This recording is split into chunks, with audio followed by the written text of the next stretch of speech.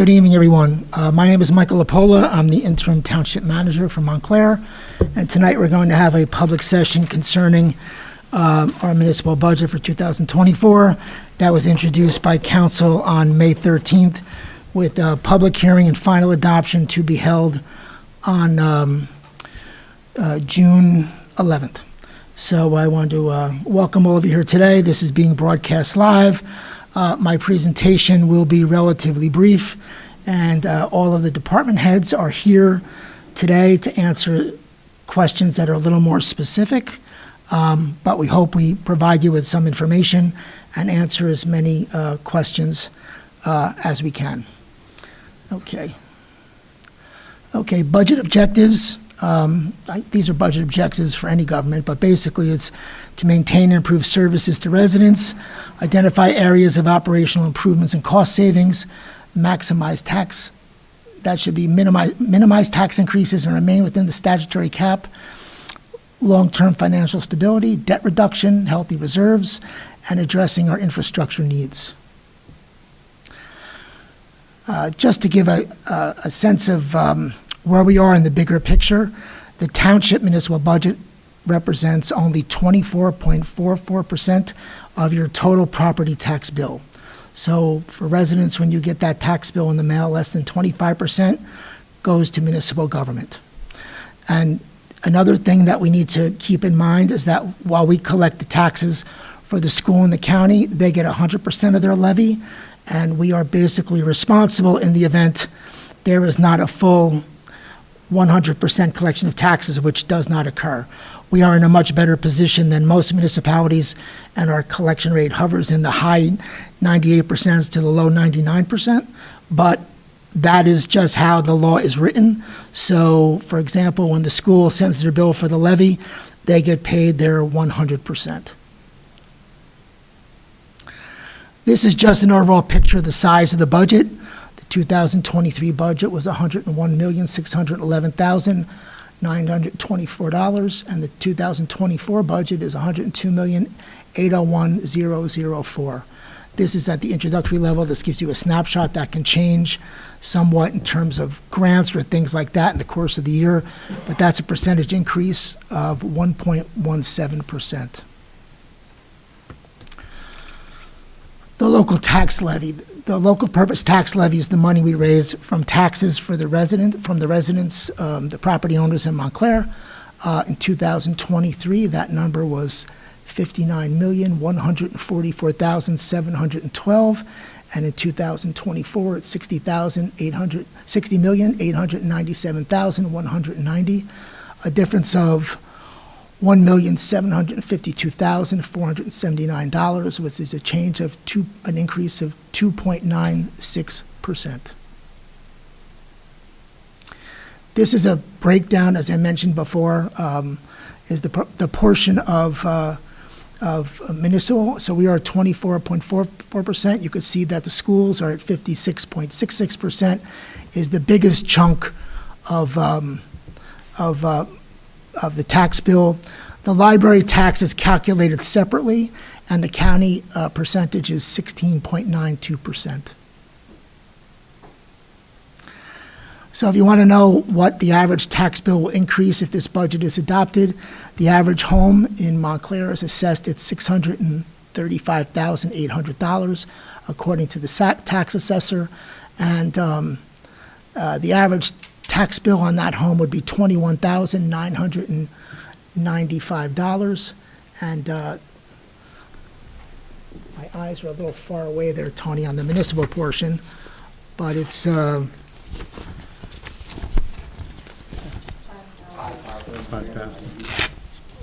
here it is, $5,392. Next. So the average levy last year was $52.52. This year is $53.92, and that's an approximate difference based on that assessed value of $635,800, of an increase of $140. These are an overview of basic revenues that are in addition to To the tax levy, I recommend using $8 million of surplus. There's other revenues and local revenues for things like pilot payments. There's state aid, which increased a little bit. There are grants. There's the collection of delinquent taxes. As I mentioned before, the local purpose tax was $60 million plus, and the minimum library tax, which is set by statute, is $3.572 million. The last item in terms of the school tax, even though the Board of Education is separate now, we still pay the debt service on outstanding debt for the schools. So we collect $8 million and use that to pay off the debt service for the schools. Okay. And that's a breakdown on revenues here. So the local purpose tax is 59.2%, and the library tax is 3.5%. We have school debt service, et cetera. Good, Tony. Yeah, and just looking at the pie chart about the amounts that are raised, the revenue that's raised, that I just was discussing, and it shows you the largest portion is the local tax purpose tax, I'm sorry. Okay, I put this slide in there because last year's budget was the last year of the American Rescue Plan Act, Recovery Act, but it's basically the federal government post-COVID provided revenues to municipalities, and that was used for general spending. Last year, that number was $2,018,219.07. And in 2024, since that law is now complete, there is no money from the federal government, for that purpose. So in preparing this year's budget, we had to address the fact that we lost $2 million, with this grant being phased out. And appropriations, I did a breakdown, salary and wages, which is that's pure salary and wage. That's not overtime, pensions, et cetera. Just to give you a sense, capital without grants, other expenses, which includes a whole bunch of other things, deferred charges. We do a statutory reserve for uncollected taxes based on a formula provided by the state, and our total debt service between the municipality, between the township and the school board is $18,810,995. Okay, and these are just percentages on the same thing. And these are the total numbers on a pie chart, just to give you a sense of what we spend our money on. So the library tax is set by statute. So last year, the library tax was $3,277,995, and the tax this year was $3,572,977. So that was an increase of almost $295,000 that will be going towards the library pursuant to statute. And I just included these here because these are appropriations that are included in our budget that perhaps people were not aware about. This year, as last year, we're giving the library over and above their tax an additional $515,000. We are once again giving the Montclair Early Childhood Corporation, MECC, $278,000. And the Montclair Ambulance Squad this year, for the first time, we are covering their insurance costs, and that is a total of $55,577.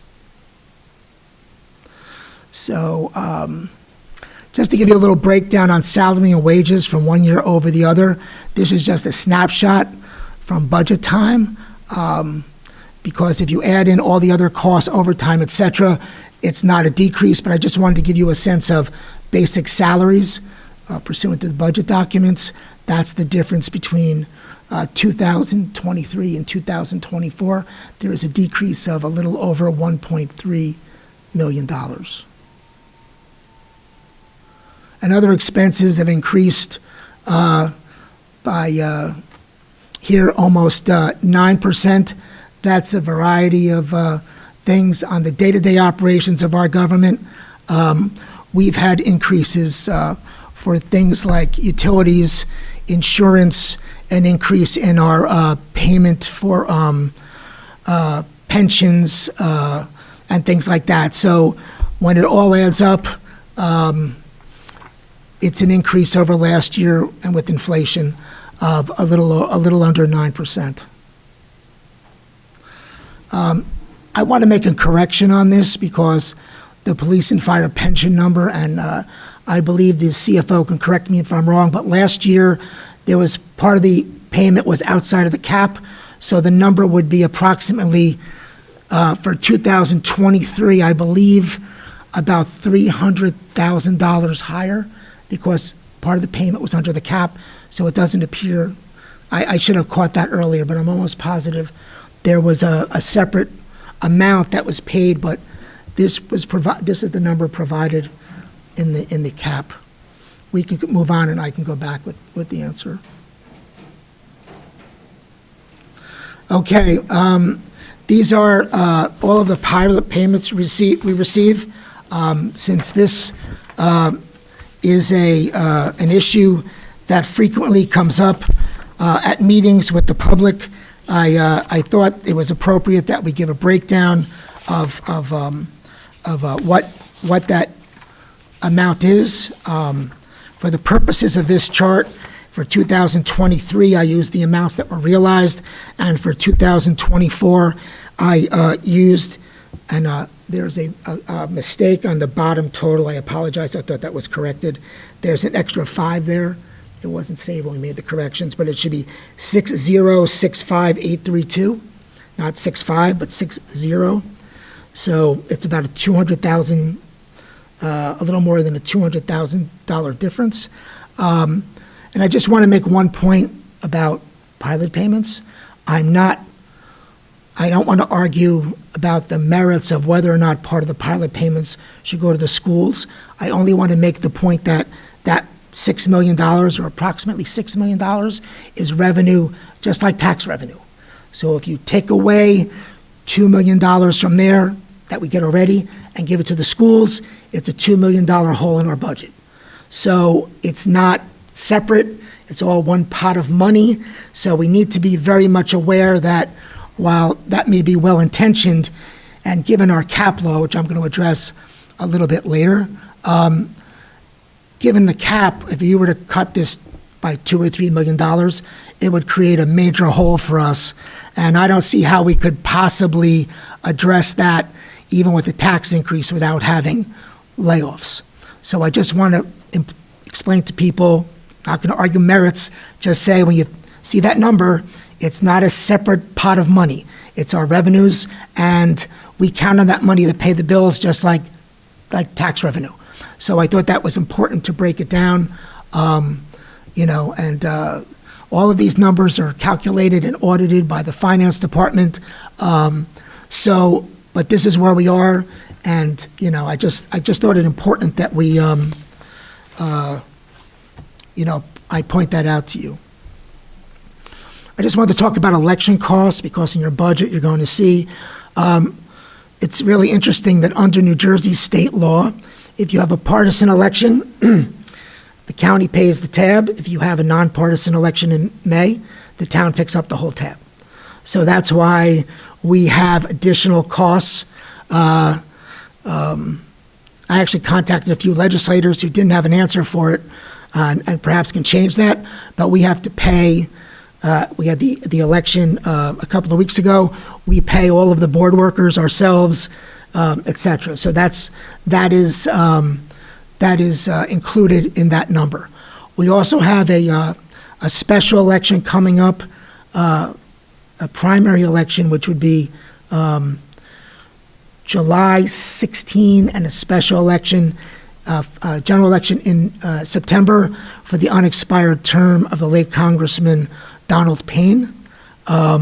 So we have to run 2 more elections this year because it's mandated by state statute, and those are the dates that the governor set. Now, we will get some reimbursement from the county, but we have budgeted for what we anticipate happening here. Next year, the election number will go down again because we won't have a municipal election and hopefully won't have any other special elections. Okay, and earlier when I talked about personnel costs, in addition to salary and wages, we have overtime, we have pension costs, we have health benefit costs, we have employee taxes and other benefits. So I wanted to give you a sense of over and above salary and wages, what else we pay for. Before we go to the, and that's the end of my slides, but I just wanted to talk a little bit about the cap law. It's, New Jersey state law caps the amount we can increase. It's a complicated formula about what's included and what's not included, but it basically limits your increase to 2% in terms of how your budget is from year to year. So it's this year with the loss of the American Recovery Act money, it has been somewhat problematic. I also want to address an issue of our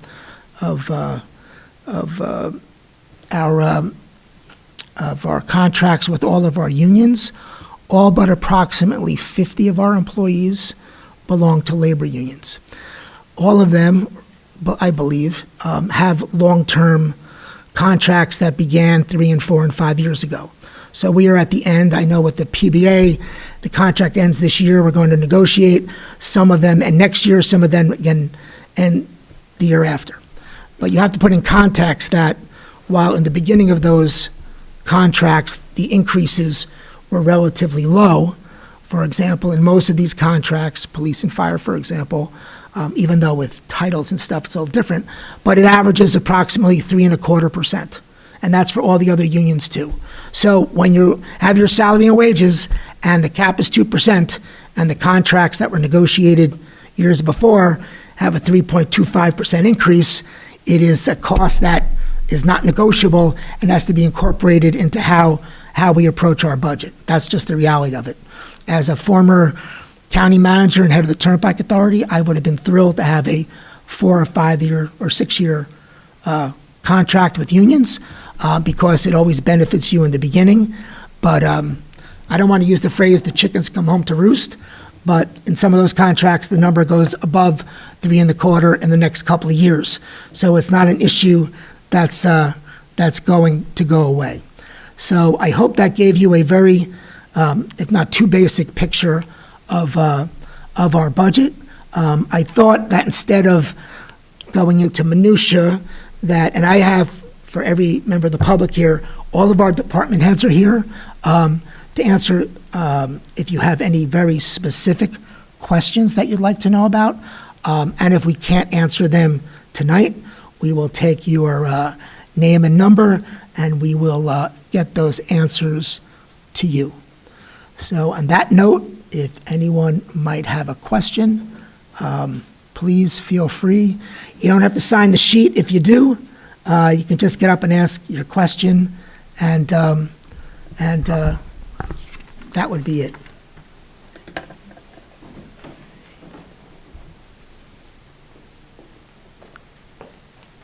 Hey, Mike, thanks.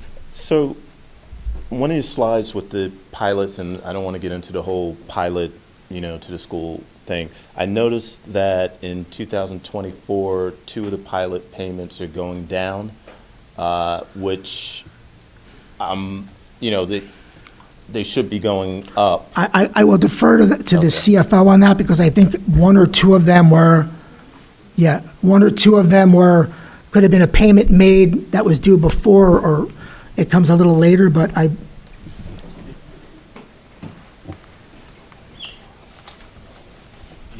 So 2 South Willow. You look.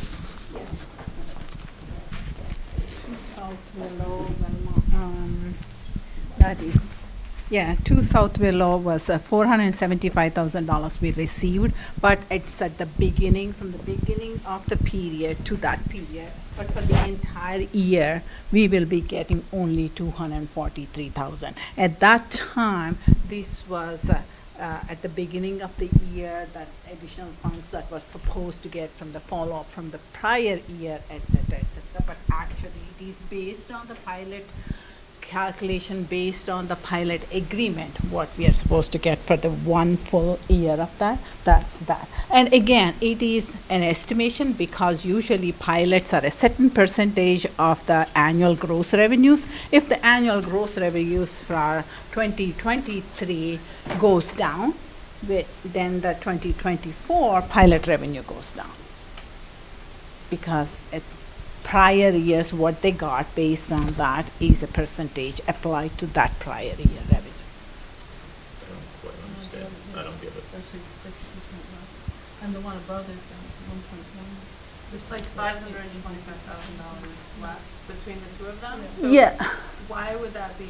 I can give you the calculation. If I go Yeah, up, maybe okay. I can bring up the calculation, but that was the first year. It did not, come, it did not start from January to, So 2023 was the first year? 2023 was the first year.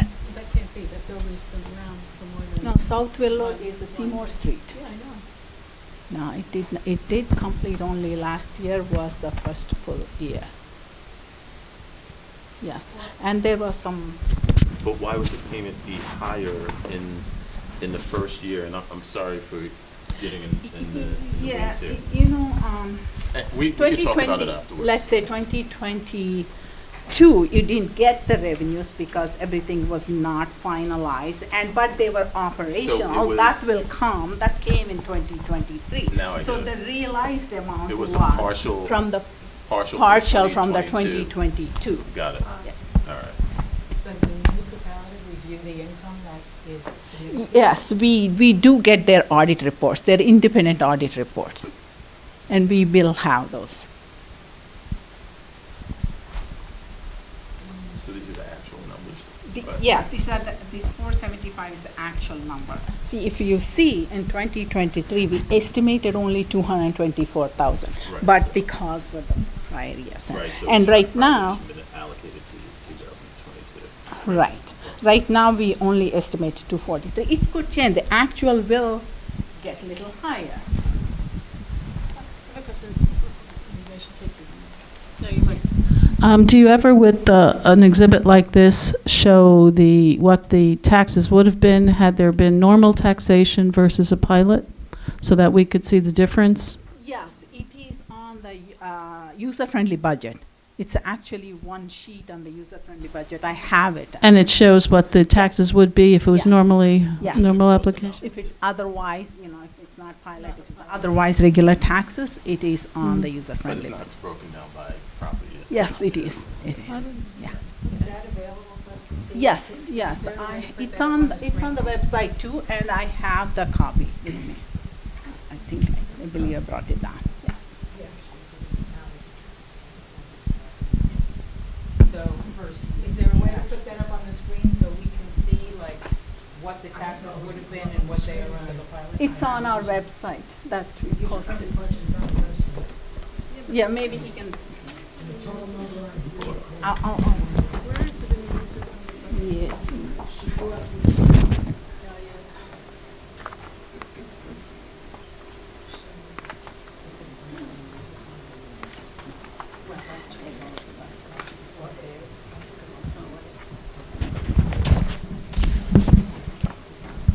Oh, so this is taxes and building. So it looks, What page is that? It's UFBs. Is it for?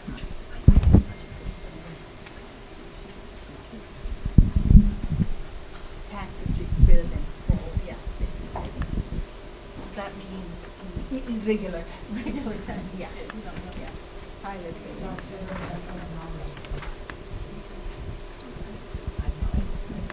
Just another question about pilots. So when the pilot expires, which I understand one of the properties, the pilot is expiring, in the next couple of years, the 50 Union, what happens?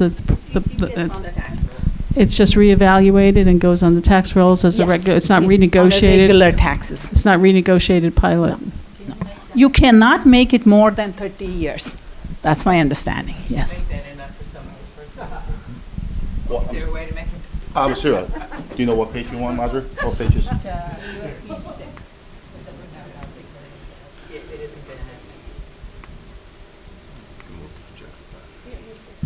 Do you know what pages are? Keep going.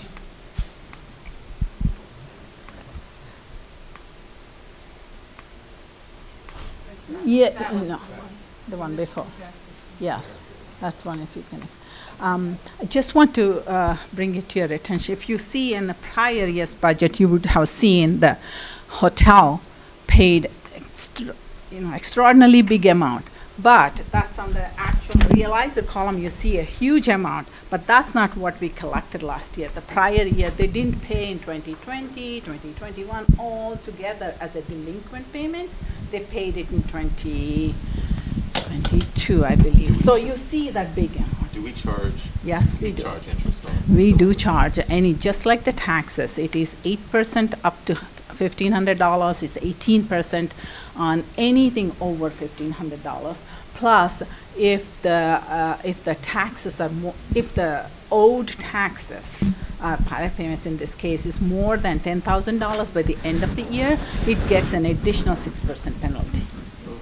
Yeah. So hotel paid a big amount. This is so very confusing looking at this. The title of the exhibit is Prior Budget Years Payments in Lieu of Taxes. It says that's what the payment in lieu of taxes was. Taxes have billed in full. How are you supposed to know that that's the, that would be the normal taxes if there wasn't a pilot applying to these properties?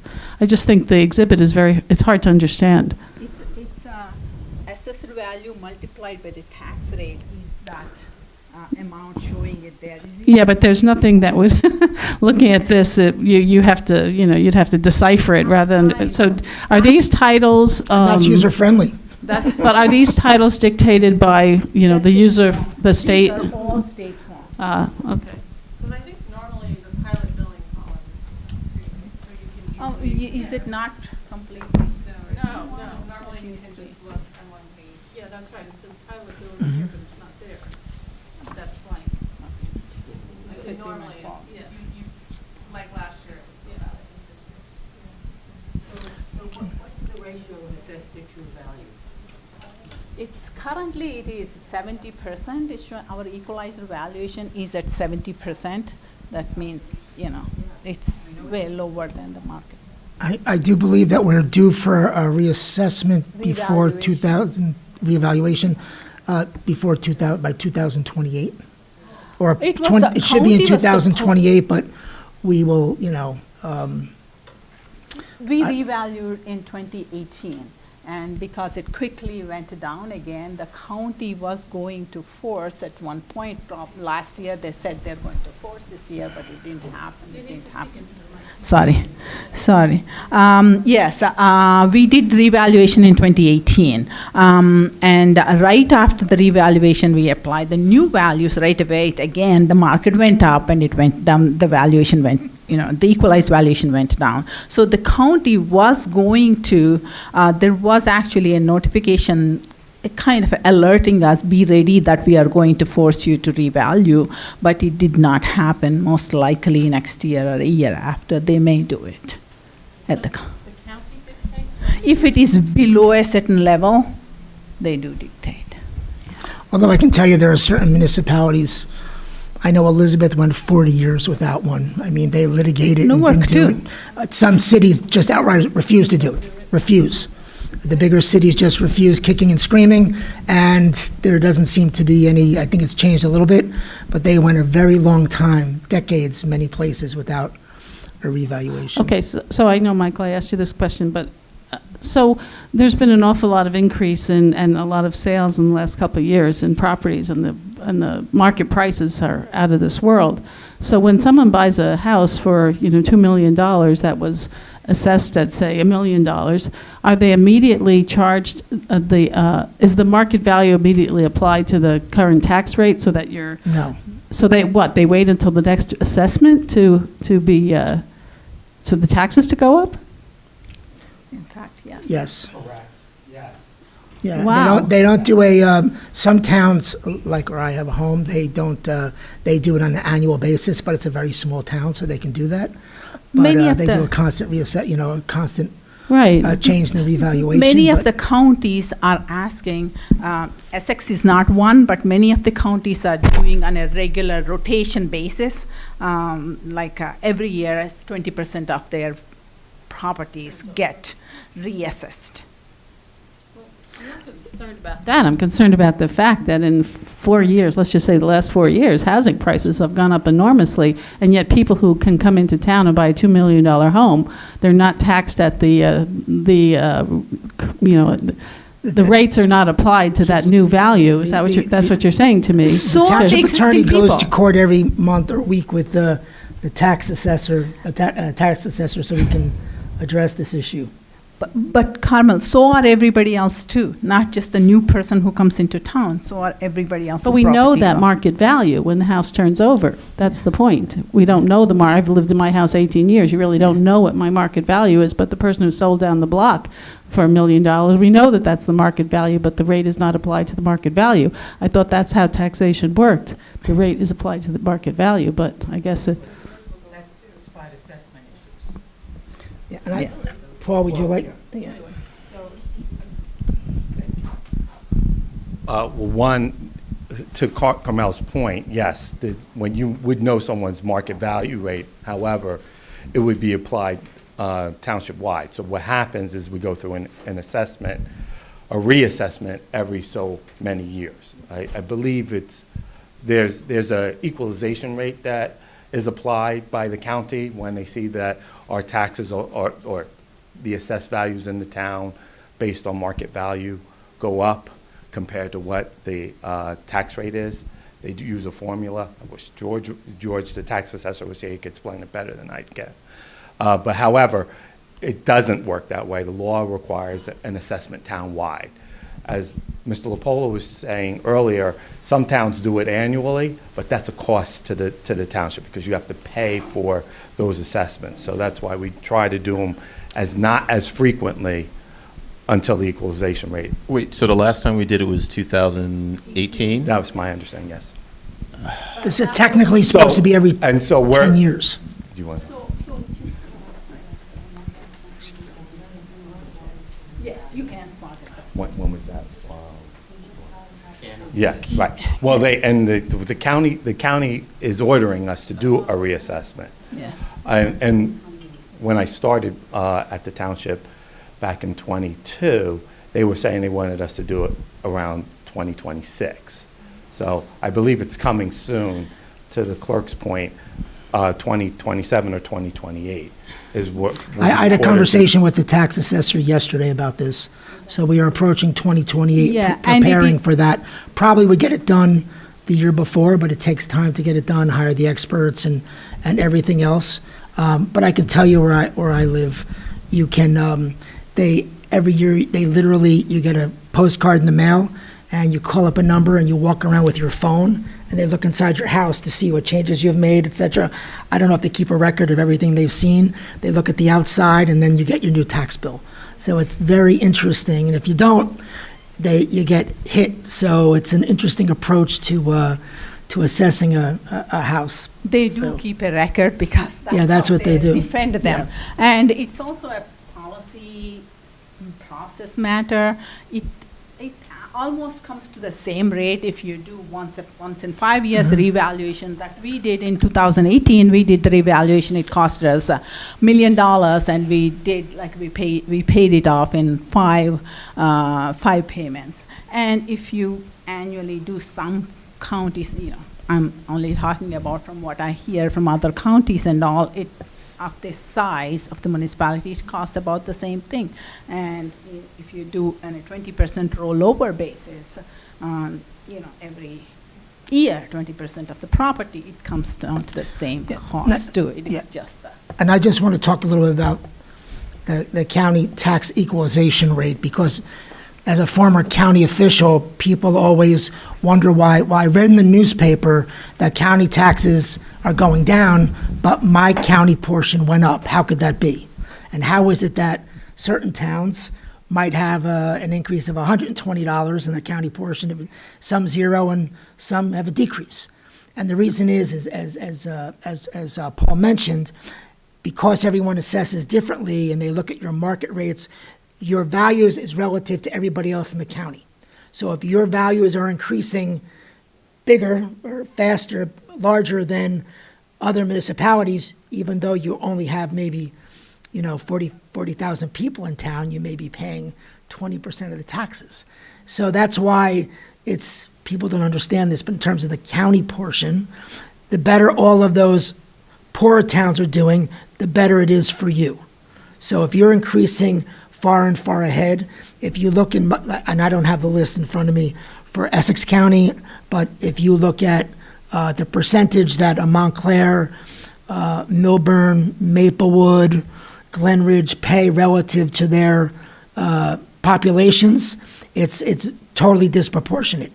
But that's just how it works. So when my understanding in talking to our assessor was that based on the preliminary information they had from the county, it looks like we're going to have a year that's good for us in terms of the county rate. But that's why when people see that, they read that press release in the local TAP or whatever, county tax rate goes down, why do my taxes go up? It's because it's all relative to everyone else. So if you live in the municipality that's got, it's a double-edged sword. Property values are increasing, but if they're increasing faster than every other town in the county, you're going to have to pay for that in terms of your county assessment. So it's a complicated formula set by the county tax board pursuant to statute.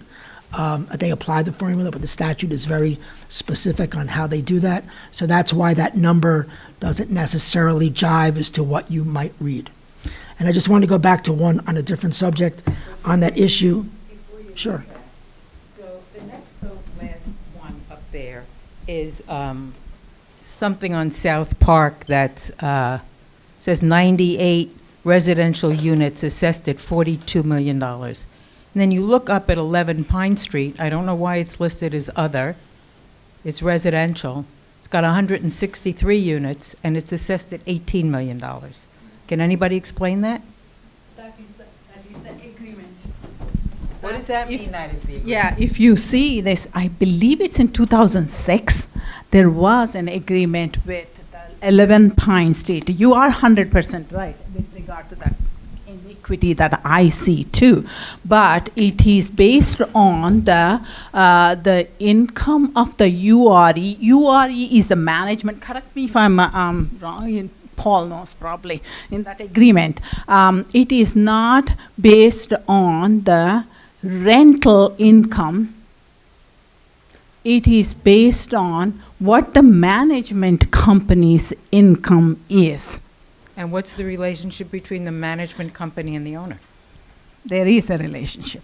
But So- that's how it is framed. The document was written in such a way that, plus, if you see, Sienna is completely different. Sienna is based on the market value at certain time, I think it's a 2008 or something, multiplied by 90% of the tax rate. But Sienna's condos, right? Sienna is condos. It's not based on income. It's based on assessed value multiplied by 90%. So then the pilot, Mm-hmm. go back to the pilot for like those two properties. Can we see the difference in the pilots? Yep. Sienna pays like $1.2 million. So Yes. that Park Street, where's that Park Street one?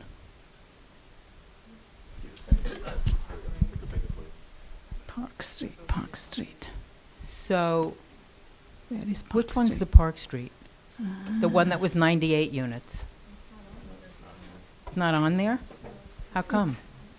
It's 1.2 million. Is there anything 1.2 million in there? 1.2 million? Sienna on top, all the way on top. Oh, so, well, not the Sienna, is that the Park Street 98 units? Yes, 101 units Okay. technically in there. And then Pine Street's Pine Street is 11 163 Pine. units, Yeah. and you're taking in Yes, 325,000. yes. Yes, I think. Yes, that's correct. That is just how the contract pilot agreement was entered in 2006, 6 or 4.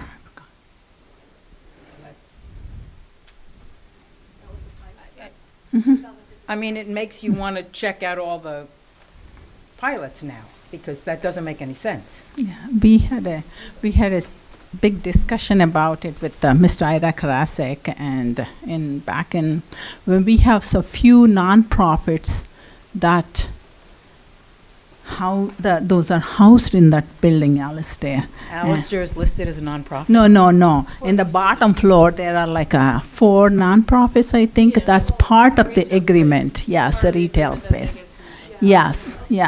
At that time, I'm sorry, say that again. there are 4 nonprofits that are that use the retail space at the bottom floor of that Pine Street, and their lease expired, and they were not lease. I think the nominal lease maybe.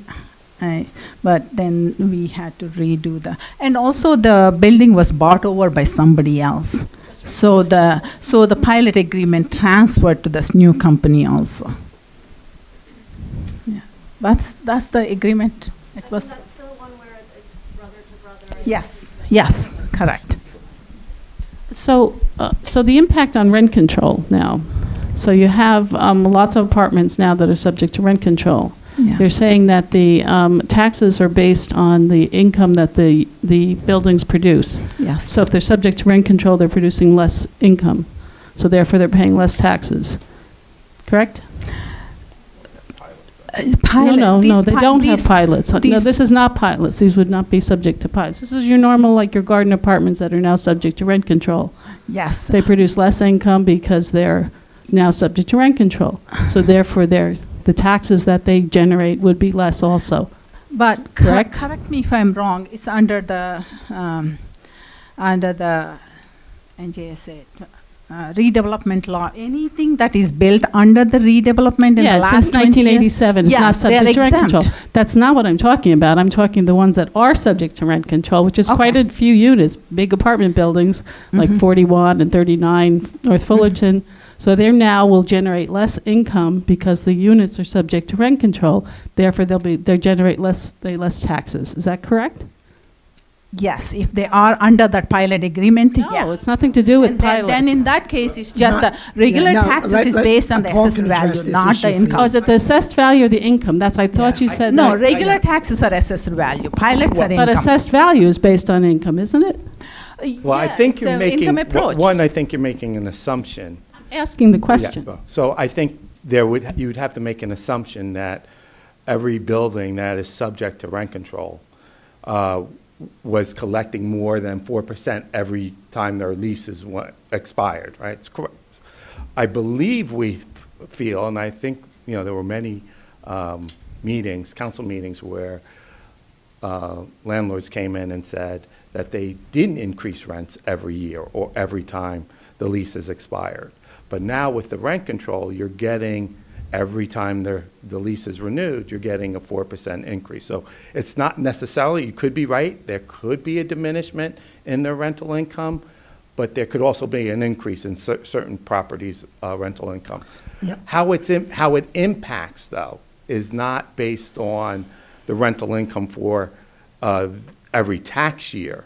It's only when we do a reassessment or those individual property owners challenge their taxes, they appeal their taxes, and they go in and say, hey, my income is lower than it was last year, so my taxes should go down. So there's a possibility you're correct when you're making that. I think it's too statement. soon to know if there's going to be appeals based on that. I think it takes a couple of cycles before a landlord or owner would take that action. But I would imagine there will be some. Okay. So separate question. So when you're crafting the budget, how do you go about crafting the budget? Do you start with each department they give you a projection of what their needs are for the next fiscal year, or does Yes, it we- come from? Yes, we started back in November with where it's basically all the departments present their budgets. That was televised. It was basically a half-a-day event. And that's basically their wish list. My approach to this is basically you come in and tell me everything that you're, that you are looking for.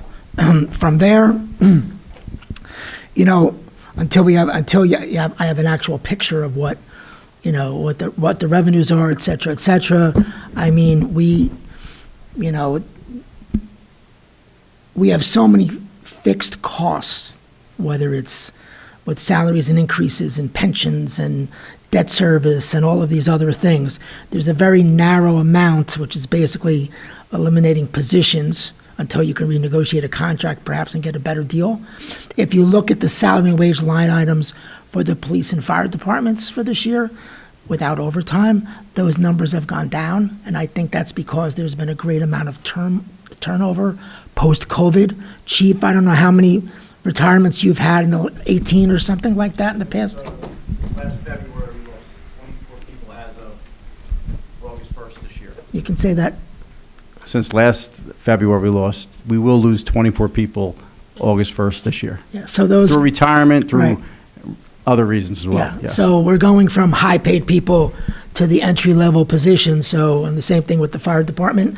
So there's a lower base number, so we benefit from that in years like this. But then I work with the individual departments. We had a situation in the health department where we had a bunch of positions that were grant funded, and we had a choice, basically have the health department or fund these positions to go on. I made a my decision was to recommend to council that we fund those positions because I think those positions are important to the services, that we deliver. And look, losing that $2 million, I know that our revenues, if you look at can I finish? If you look at the revenues that we have been receiving, they have recovered perhaps fully from where COVID was. However, that brings us back on those revenues, and that $2 million is a hole that we had to make up. So, With regard to that $2 million, we did know about the $2 million. We actually, right after the COVID, we got that $4 million. We used 1 year, half of it, and the next year, the half of it. But we have been planning for this loss of $2 million. So we conservatively have been budgeting to meet. I know it is not a good approach to lose the $2 million in 1 year. So if you look at, we did recover all the revenues. Only we had a little less than anticipated because of the cyber hack. We couldn't do the permits and all that for a few months. So we had some decrease in the construction department, but otherwise we did. But our revenues, if you see in sheet 11 of the budget, I don't know whether Tony can show it or not, the total the miscellaneous revenues, non-tax revenues, this year versus last year, it will show very less reduction. That reduction, you can directly see that it is because of the grants. Grants come all through the year. So by the end of the year, these grants will, the adjusted budget will have similar grants normally. So it's revenues we did recover. That I can say. I think that's what I said. So just another question. Do you ever do zero-based budgeting where you analyze what the needs of the department are and then build on that rather than looking at what Having happens? just gotten here in August, I have not had the time to do that, but I have been involved in a modified version of that in other times. But it's a very, it was more of an exercise because given the restrictions of contracts, et cetera, you're very limited on what you can, what you can or can't do. But it is, having had conversations with several counselors elect, there have been some discussions about, doing an assessment of, taking all the positions and basically, whether we modernize job descriptions, titles, functionality, et cetera, et cetera. I'm going to be really honest as somebody who's, spent many years in local and state government. We're not a civil service municipality, and that can be a benefit. The downside to that is our whole system is based on titles created over the years. So if you look at this, the salary ordinance or whatever, you'll see titles, and you'll see like an ordinance creating a title. So instead of basically being able to do what you need to do, you have to find a title, create a title, fudge a title. You know what I mean? So there's no rhyme or reason to the titles matching. When I was county manager in Union County, we brought a company and did a whole assessment of all positions. So and every position was in a grade.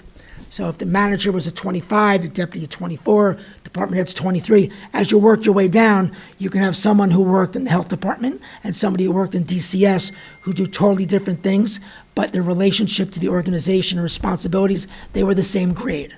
And that's really where we need to go here. We need to modernize our system so that we don't have a haphazard. If you look at the salary ordinance for the non-union employees and see the ranges for those positions, they can range to $40,000 and $50,000 for the same job. To which I said to myself, how can that be? If somebody's going to be paid 120 or 170, how is that in terms of their responsibilities? But I do think we need to take a long look, and that's going to take some time, and it's going to take some money. But I do think that that's something for especially, I call them exclusionary employees who are not in unions. That's an old habit I have. But for those employees, I think it's very, very important. I mean, if you look at our contracts even, you have supervisors in the non-supervisory CWA contract and non-supervisors in the supervisory contract. In the health department, the head nurse is in a union, but the nurses aren't in a union. So there's all of these crazy things, and I know this goes on in a lot of towns, but we really have to take a look at changing that. I don't even want to go back to say why it happened, because I think that's just probably generations of people doing things, but I do think it truly needs to be modernized. So we have a system that if you are a grade 16, 17, you know what your range is. We had a whole system that if you got a promotion to the next grade for whatever reason, it would be up to somewhere, it would never be above the midpoint level of the next grade. So people have room in which they can, increase over time. And we have a lot of employees who are at their max salaries. So, and we also are, I have to say this too, and I'll get in trouble for saying it. We have longevity payments. We phased it out for some, but if you see, we still have a lot of people that receive longevity, which is kind of a shocking thing. That's not in a lot of places anymore. In other words, if you're here a certain amount of time, you get extra salary. So, it's not, for new employees, it doesn't happen, but we still have many, if you look at the salary ordinance, et cetera, some of the contracts, that longevity payment is interesting. I'm very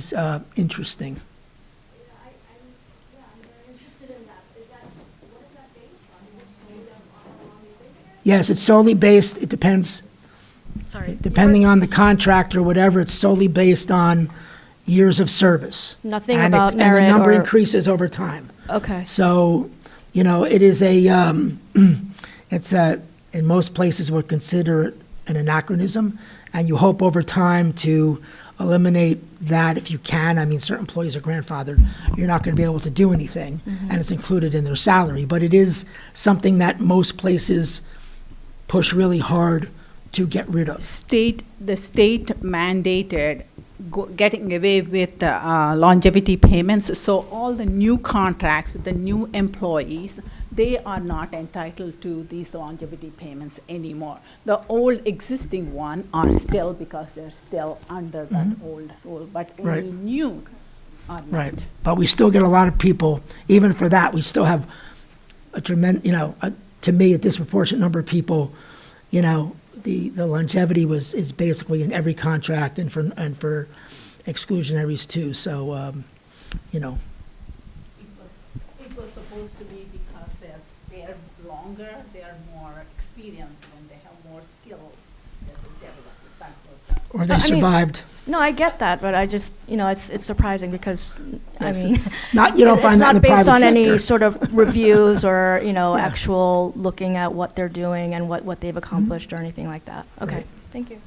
What page was that thing on? What page was this? Yeah, I have a few questions. Police and fire Um, thing?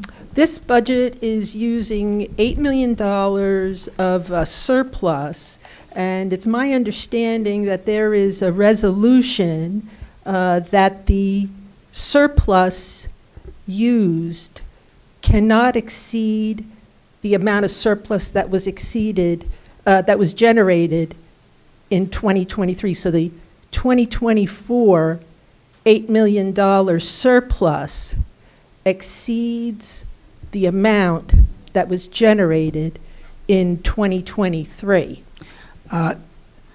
We got an opinion from council that resolution setting that policy was created by a previous mayor and council. So technically, it's not binding. It can be a guideline to do it, but for policies like that are not binding on future, elected officials. The new group that's coming in can approve their, their own policies, but that is, I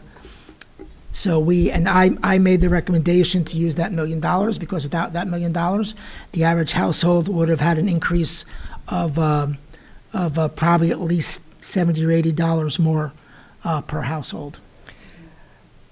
Well, we'll have to go to the state and ask the question whether or not the manager can negate a resolution that was passed by the governing body Well, in a prior period. just for clarification, I'm not negating anything because if you take it full circle, it's the council who would set the policy if they had to vote to eliminate the policy, it's the same thing by adopting a budget that doesn't comply with the old policy. I'm not going to argue the point, but it's the same group of people who make that decision. So by agreeing to this, it lacks they are establishing transparency. their own policy. Yeah, it lacks transparency. Second question is, you mentioned at the beginning of the presentation that this budget seeks to maintain and improve services. What improved services can taxpayers expect from this budget? Well, I am a big, and maybe it's a word I shouldn't use here, but I'm a cheerleader here for the people who work for this town. They work extraordinarily hard.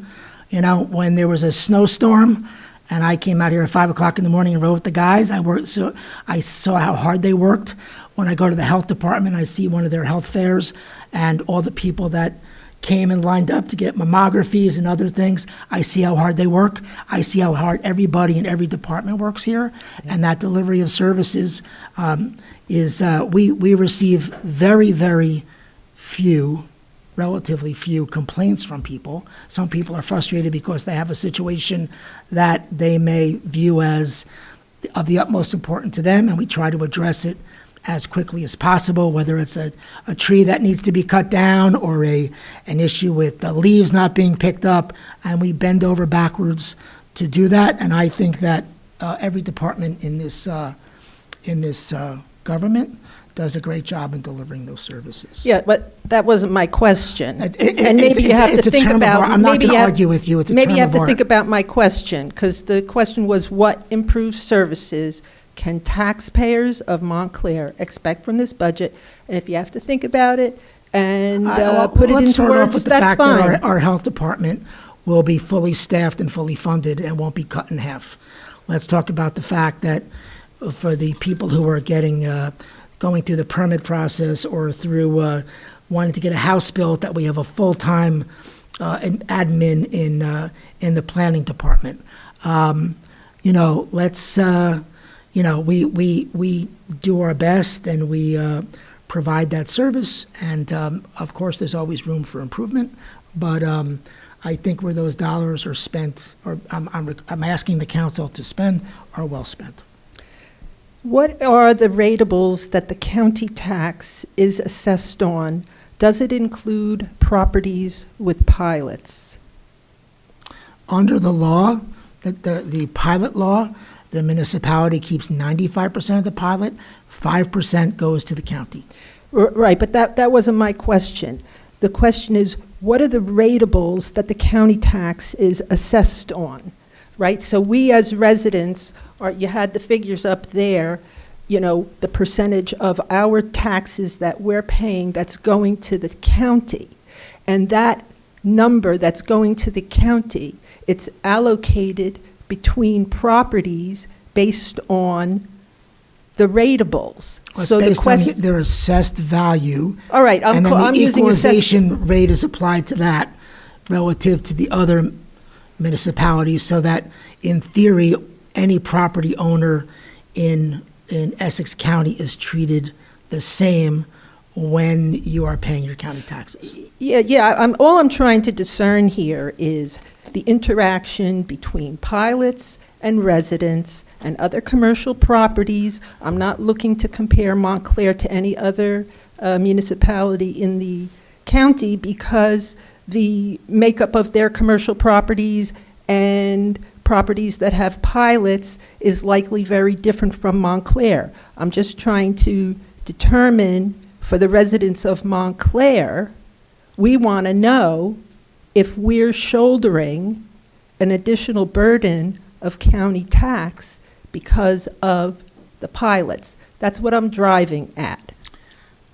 Well, I would only say that if you're looking at the pilot, and if you look at the percentage of the county gets from the average homeowner, which is about 16% and 16 and change, and under the pilot law, they're getting 5% on those things. So if you had a building there's a building that doesn't have a pilot, the county's getting 16%, and under the pilot, they're getting 5%. I think that we're getting the better deal on the pilot because they're only taking 5%. Yeah, I don't think your answer, maybe I am not explaining my Okay. question correctly, You can because put in- it's not Send an really. email, I'm happy to get you an answer. Sarah, can I ask it, do you mean, does that count towards our equalized wealth? Equalized value? Do the pilots count towards the equalized value, which the county by law has to use to determine what we owe the county tax? And then when they tell us you owe $40 million, are we all being taxed 16% and then they're only contributing 5%? Like that equalized wealth, are they including the pilots in that value? I think they're assessing the properties. Yeah, they're assessing the No, properties. they're exempt. Okay, so not. I So don't think the values of those properties, and this is an assumption, so I have Yeah. to research it to make sure this is accurate. But I do not believe the value of the pilots is added to the overall equalization rate of the township or the overall assessment Right. value of the They just township. assess all the They're- properties the they're same. separate. You know, it's a important question, I think, to the majority of the residents, because any pilots, you know, we need to know, how does a pilot impact us financially? We need to have all the facts, and if we don't understand how the county is assessing the community, then we don't have the ability to make a informed financial decision on behalf of the community. So that's the reason for my bringing that up. And last question is on sheet 45. It's a page that's called Annual List of Change Orders, and it's blank. And I wondered why it's blank. Also, page 108, there's nothing for open space. Page 109, there's nothing for arts and culture. And so, you know, when you think about this community and what we value, it seems to me we should be valuing open space, and we should be valuing arts and culture, but there's nothing on those pages. We don't have an open space tax. These are for the open space done through a referendum. This is a separate open space tax imposed that the residents approved through a referendum. That does not, we do not have that. We do have an open space fund which we collect certain amount of funds from the developers in lieu of Janice Smith, right? In lieu of dedicating a certain portion of the open space. In addition to the pilot. Yes. That Other one we fees. have, that's not based on a referendum, that every developer pays at the beginning of when they get the CO, certification of occupancy, correct? And that we can use it for any of the open space related projects. If you look at, I don't know which sheet it is, Tony, but the average homeowner pays $136 for the county open space tax. And that money is used to improve the parks, the zoo, all of that. Some municipalities do have those taxes. You can also, I believe in New Jersey, you can do open space plus arts, et cetera, for that fund. You can, I don't know if it's a separate line item or you can tweak what you approve, so it's not only just for open space, but you can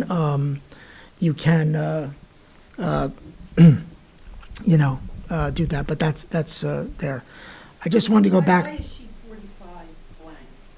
Oh, there were no change orders that exceeded 20% in the year ending December 2023. There were no change orders to contracts that exceeded 20% in the year that ended 2023. So what type of contracts? So if we bid out, if we go out for a bid for any project, right? If any bid, and if it exceeds, let's say the bid came out for $1 million, the bid amount was $1 million. We awarded the contract for $1 million, but the project went over. There are some changes happened, so it is going to be, that change is going to be over 20% of that $1 million. Then it, the attorney can tell you that it must be done it in the same way as originally the bid was done. That's like you have to, the department has to justify the reason for going over, and the manager has to do again a justification. They have to advertise similar way as the regular bid is happening. So that is the kind of a change order, 20%. And we did not have anything that went over 20%. That So it doesn't apply to professional services contracts? No, it does not apply. Okay, sir, you. And my name is Frank Rabacki. I want to ask you about the surplus. And we're in a situation now where we have the school district is separate, and now they have a considerable amount of debt. And we have our fair share of debt, much less. But we've been using our surplus as a component in getting our credit rating, our AAA credit rating. Now we're going to dip a little bit more into surplus than we have traditionally, and the school district has a minimal amount of surplus as far as proportion to debt. So where should we be going as far as a target number for surplus, either as a municipality, or should we be thinking from the consumer's wallet, from the taxpayer's wallet, to maintain that AAA rating? I mean, if the schools are contributing $3 million of surplus and we have 10, that's 13. Is that an appropriate number for the amount of debt we have? Look, I made a recommendation because, we had a choice there between basically, a much larger tax increase or using the surplus. I thought that we're all loath to raise taxes, but we had no choice but to do it. And if you talk to the rating agencies, they would like you to have a surplus equal to your budget in gold if you could. I mean, the issue of AAA bond ratings, and I don't want to, I don't want to get in too much of a debate on the point. It's a valuable thing to have, but it's really, it's how you save money with the cost of funds. Okay, so, you're in a position where if you're only striving for a AAA bond rating, I made this analogy at a meeting with some people last week. But, you get to the point where you're almost like that relative of yours who explains to you that they have an 800 credit rating, then they need to get a new car because they can't, and they have to take a loan, but because they don't want to not have an 800 rating, they don't borrow the money, so they take 2 buses. So we can't obsess, to me, and I'm not diminishing the value of a AAA bond rating. What I'm just saying is it can't control what we need to do in terms of, doing. So I think, we are fine where our surplus is. We'll build it back up. This is the factors that the rating agencies, I was involved with the rating agencies for many years when I had the Turnpike Authority and we borrowed billions of dollars. If you're a solid organization, that helps. And this community is in the eyes of rating agencies, is extraordinarily solid in terms of property values, et cetera, et cetera. So we are, it was a difficult decision to make, and I made a recommendation to the council that we use an additional money surplus from the surplus, and we raise taxes, and hopefully not inflict too much pain on the residents, and we'll see where we go from here. But I anticipate building up that number again. Thank you. Could I just go back to? Sure. The library slide? You don't have to put it up, but I want to touch on the issue. The library is revenue, the tax revenue is based on a mill rate that goes off the Essex County valuation, the equalized value. As your slide showed, it's went up 9%, I believe, this year. Historically, just in this administration alone, it went up 8% on average every year. And before that, it was much lower. So what's happening with our equalized value as it's going up double digits? Because our equalized value has to go up at the same rate that our library levy goes up. It's a fixed number. So that's going up 9% or 8%. Our municipal taxes went up 2.4% over that same period. In the year, and the period before that, it was even lower. So my question is, how can we sustain that level of taxation and still justify giving an additional appropriation above and beyond a 9% increase? I will be really honest with you, Frank. I've only been here since August, and I was told by people who I trust that recommending a cut to the library would be the third rail of municipal politics. And the council was very for that additional appropriation, and that, it should remain where it was. Would you make a recommendation that it goes out, addition to the mill rate, go out to referendum instead of being a political football every year? Look, that's not a decision. That's you can do, yeah. But that was one where we have, traditionally, consistently provided additional funding.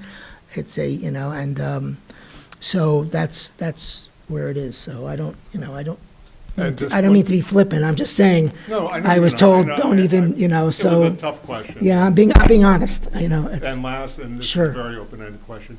Vision Zero has been a big topic recently.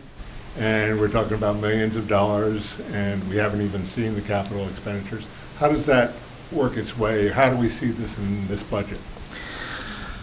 Well, Vision Zero, we pay part of, the cost this year. I think we paid half of the first 6 months, and now we pay the next 6 months, and the group has been working extraordinarily hard. you're not going to see that in this budget. You'll see it maybe, or I can't even tell you exactly. It's more of a, how they'll, in communication with the elected officials and, DCS about what we prioritize and what we do to deal with traffic issues. It's more of a question, it's really it becomes influence in the budget process. You know what I mean? And look, I've given this speech for 40 years. To me, a budget is the ultimate policy document for the people here who are in office or just got elected to office. If you spend $1 on a nurse as opposed to a police officer, that's your policy. You're expressing where your priorities are. So as we go forward with budgeting, et cetera, with the budget and also with the capital budget and developing our program with DCS, you'll see the influence of Vision Zero and whether or not it becomes, the priority or how it's incorporated. We do have grant money coming up, Janice, correct? Where we will be doing some, and if you want to talk about that, Janice, but some pilot projects with Vision Zero that doesn't come out of the municipal budget. But I'm being really honest in my assessment. I think that I don't have an answer for you yet. I can just say regarding Vision Zero, we have a grant in the works. We're awarded $450,000 to do some demonstration projects and an action plan that will be expended over a 3 to 4 year period. But from all of our discussions at Vision Zero is we anticipate once we get our action plan, get our priorities, the intent is to aggressively go after grant funding to make a lot of those improvements. My name is Jennifer Andre, live in Montclair. I would like to talk about the new posts that you're planning to create for the next budget. Following what you said, Mr. Lapola, in the prior council meeting, you mentioned that there are several positions in the health department that you're planning to create. They used to be paid by a grant, I believe, the COVID grant, and you want them to be paid by your tax money now. How many positions are we talking about? How many people are using the health services paid by the COVID grant today? You also indicated the creation of 2 additional posts in the public work department. What is the budget? What will they do? You also mentioned a post converted from part-time to full-time. What is the rationale to make this transition happen? Also, I would like to know if you are planning to create other jobs to 2025 that you haven't mentioned yet. That's my first question. Thank you so much. I didn't hear the last part of your question. Sorry? I didn't hear that last part of your question. I would like to know if you have other plans to create more jobs in the next budget that you haven't mentioned yet, because this is the information you gave in a prior council meeting, but I don't know, maybe there are other jobs that it was a brief discussion. There's no other jobs in that budget. The new positions from compared to last year is, I believe in terms of the budget document, we go up 4 total positions. The 2 positions in there are 2 positions in the health department. There is 3 positions in the health department. I think 1's part-time.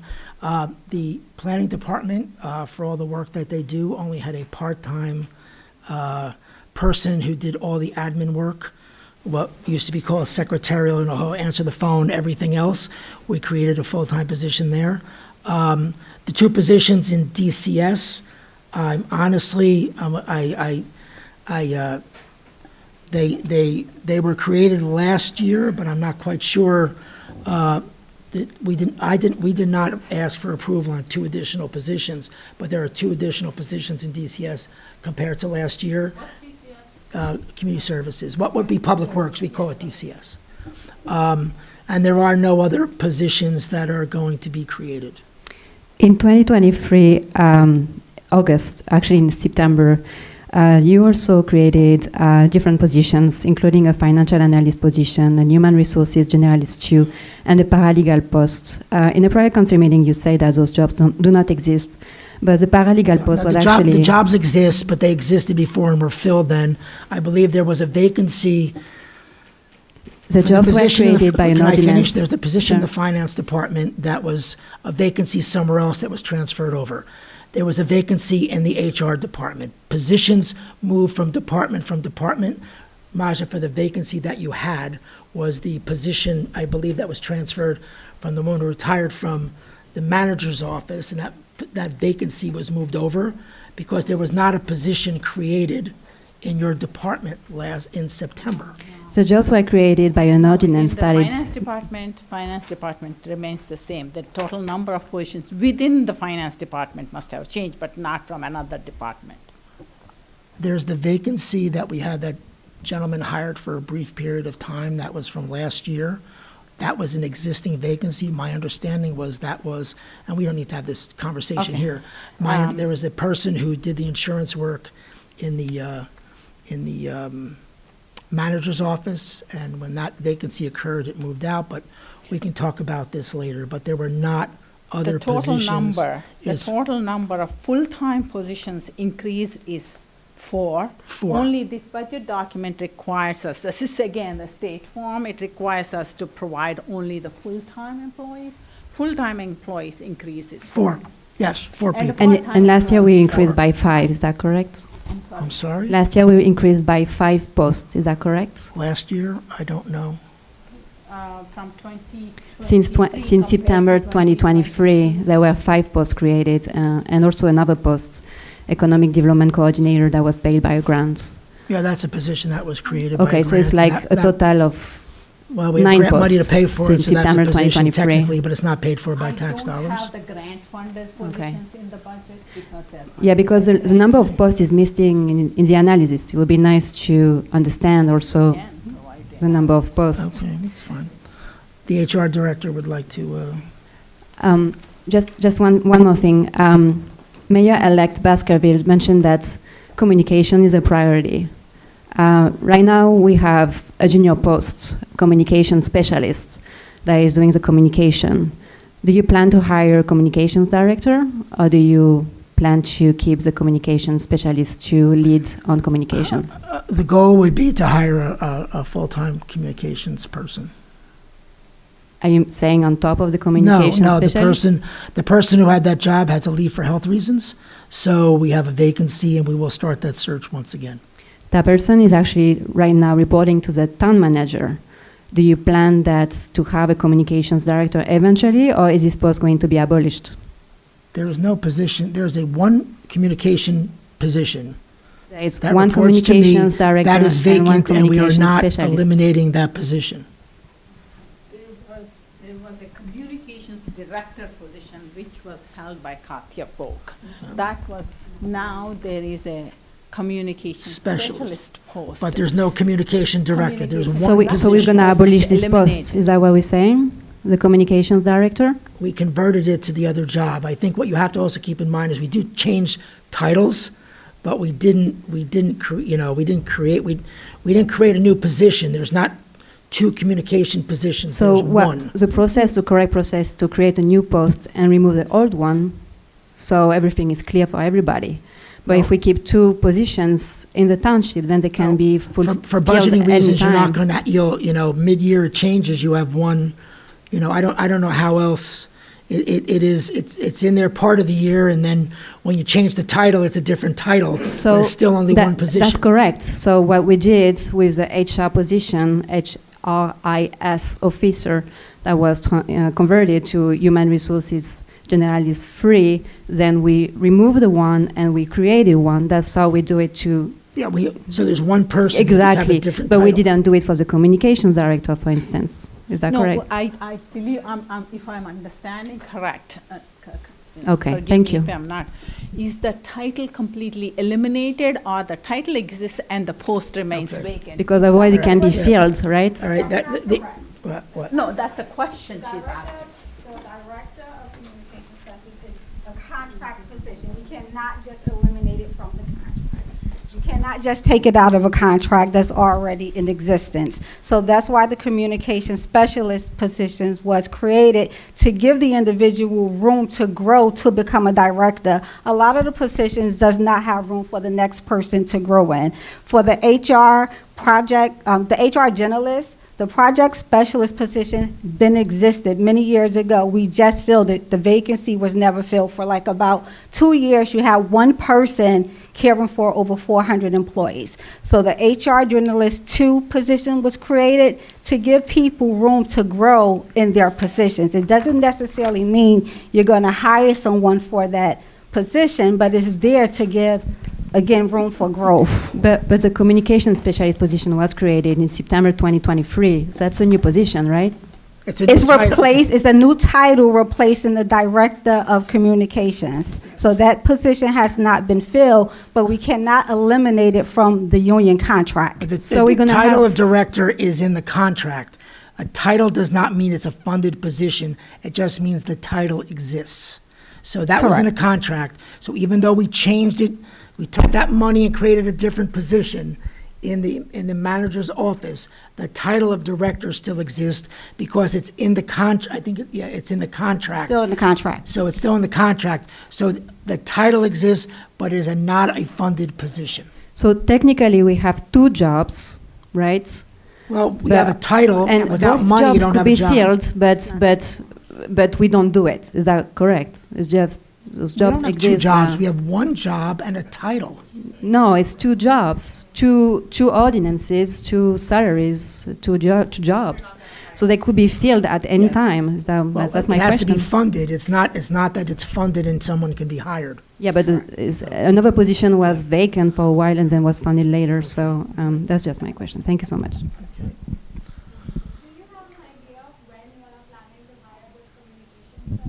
We're just starting to advertise again. I just wanted to correct one other point. Tony, if you go back to the chart with the police, the PERS for the police and fire. Go back.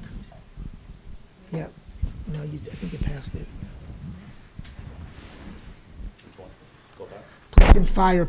Police and fire pension.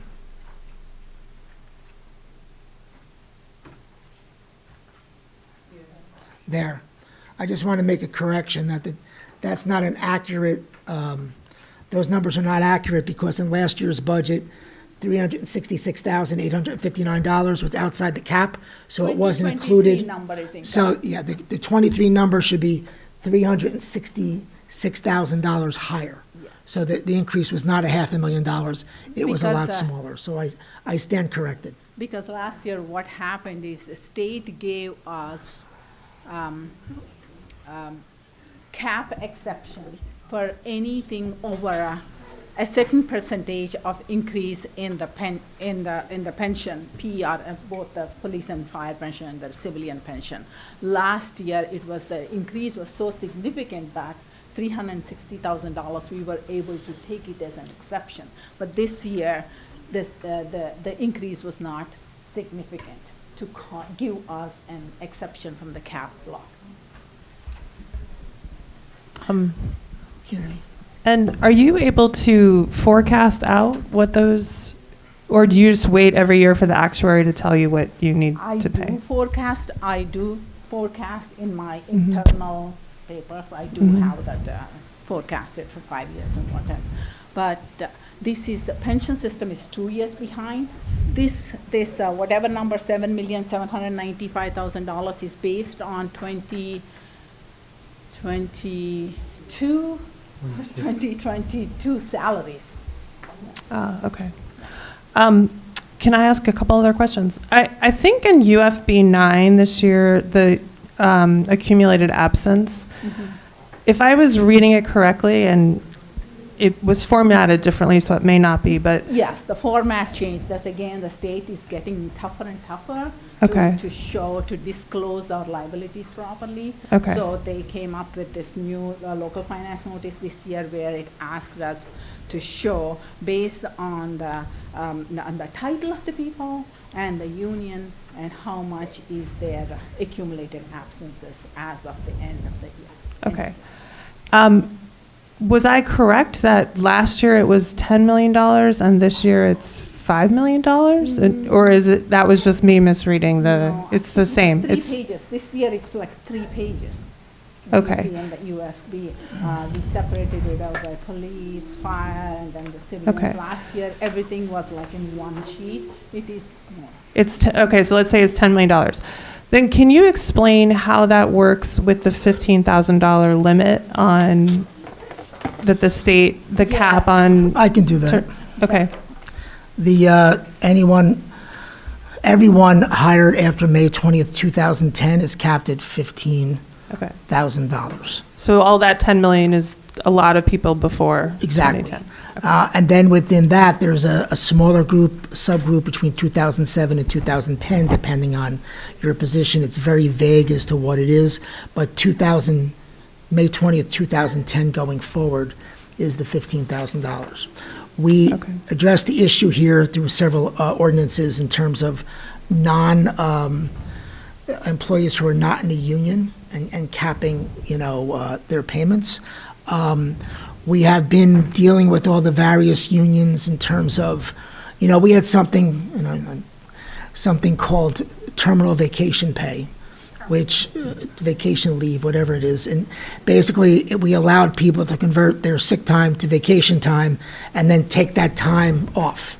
And then you still were eligible for your payments for certain things. Now, people hired before, longtime employees who are grandfathered in, when you read about these payments and, the six-figure number, it is what it is. Regardless, there was no reforms before then. But that was declared illegal 14 years ago.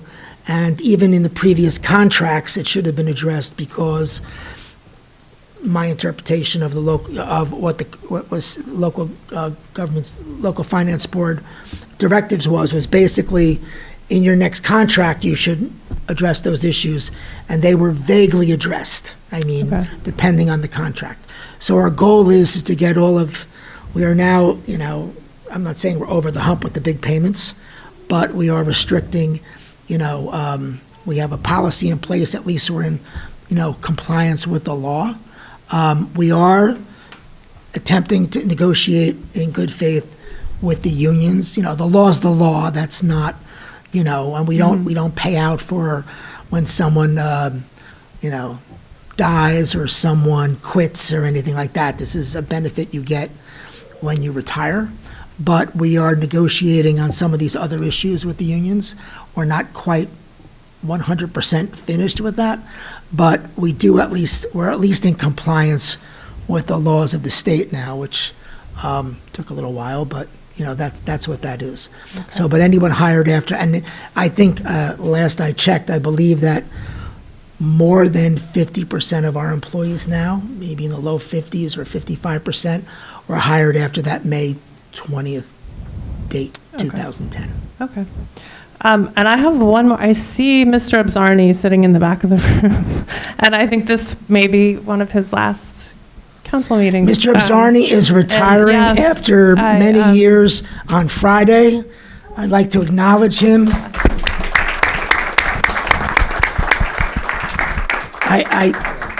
I threatened to have a cake for him tonight, and he told me he'd walk out, so.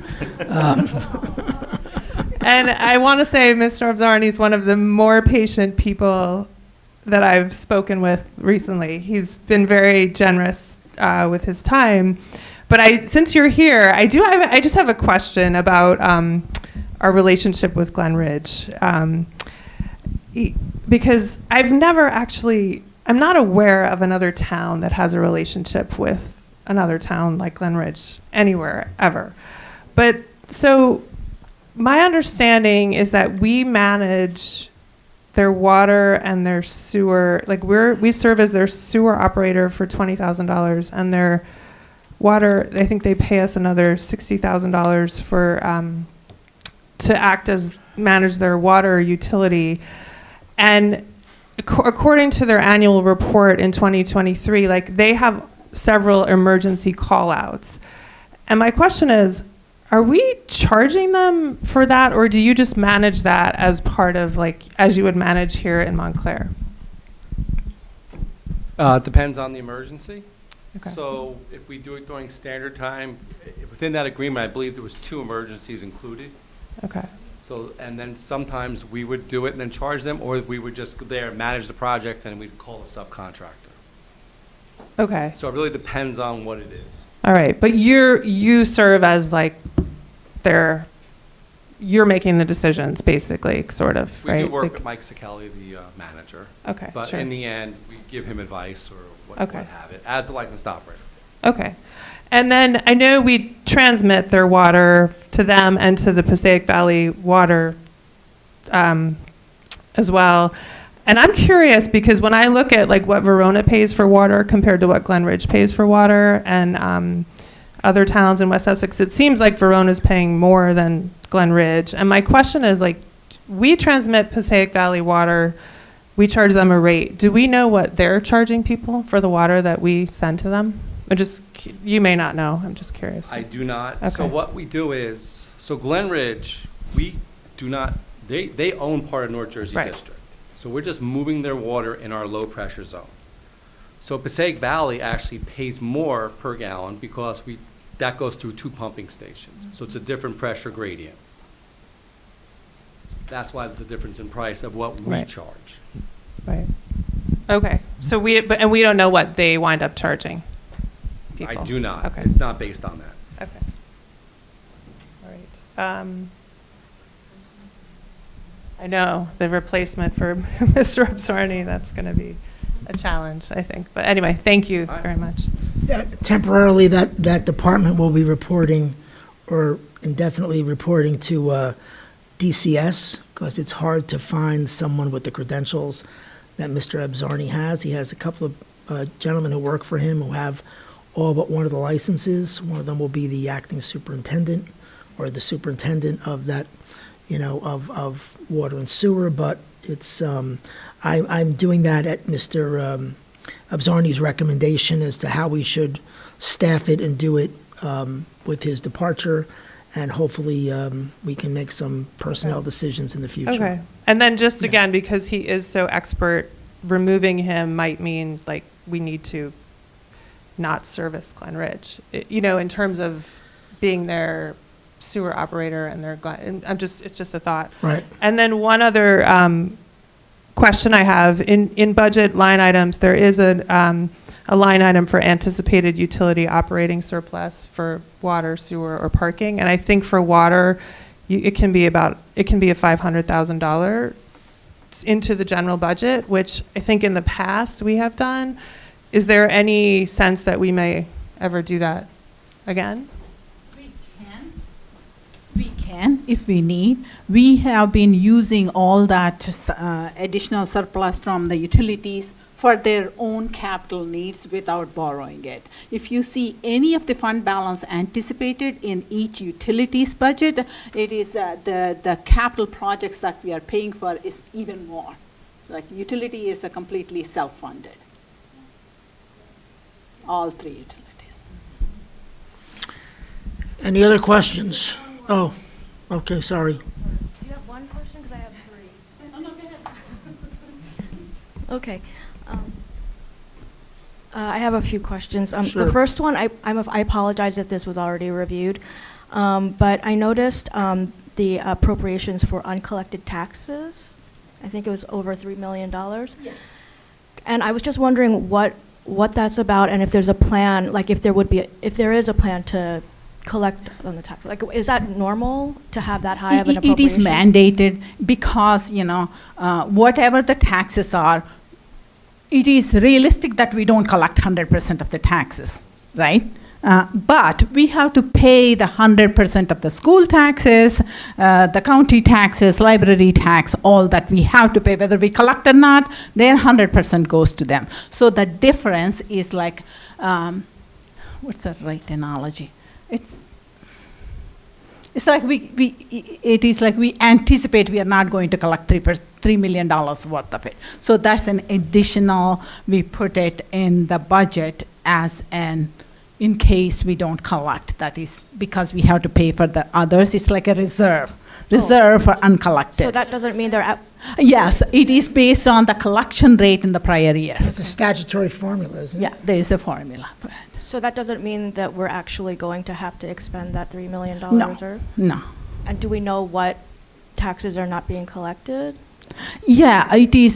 I think our collection rate is 98.97% or something. That one point, whatever that difference is, it is calculated in the formula and kicks out. That gives that $3 million. Okay, thank you.